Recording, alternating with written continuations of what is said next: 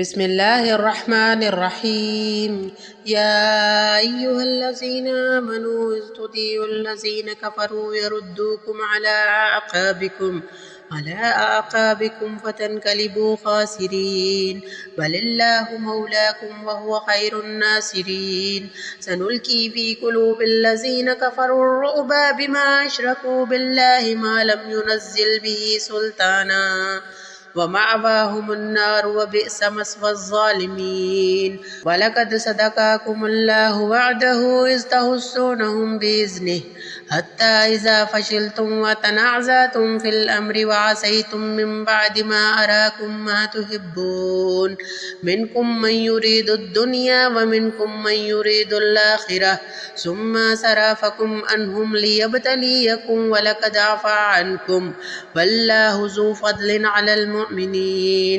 إذ تصعدون ولا تلؤون على أحد والرسول يدعوكم في أخركم فأصابكم غما بغم لكي لا تحزنوا على ما فاتكم ولا ما أصابكم والله خبير بما تعملون. ثم أنزل عليكم من بعد الغم أمنة نعاسا يغشى طائفة منكم وطائفة قد أهمتهم أنفسهم يظنون بالله غير الحق ظن الجاهلية يقولون هل لنا من الأمر من شيء قل إن الأمر كله لله يخفون في أنفسهم ما لا يبدون لك يقولون لو كان لنا من الأمر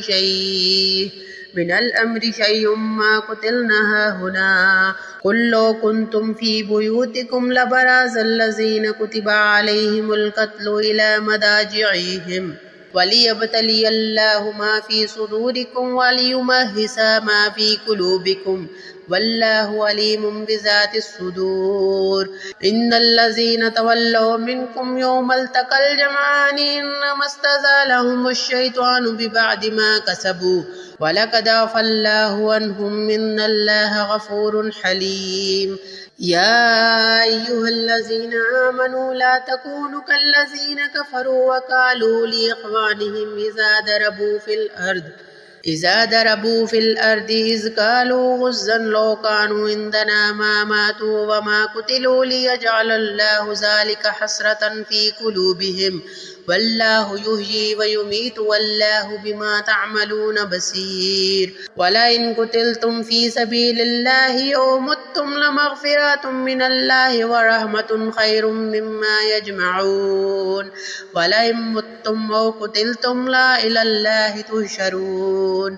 فبما رحمة من الله لنت لهم ولو كنت فظا غليظ القلب لانفضوا من حولك فاعفوا عنهم واستغفر لهم وشاورهم في الأمر فإذا عزمت فتوكل على الله إن الله يحب المتوكلين.